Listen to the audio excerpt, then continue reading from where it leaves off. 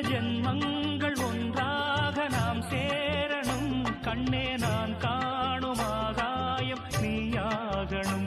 என்றும் ஓயாது ஓயாது உன் ஞாபகம். நாளும் உன் பார்வைதானே என் சூரியோதயம்.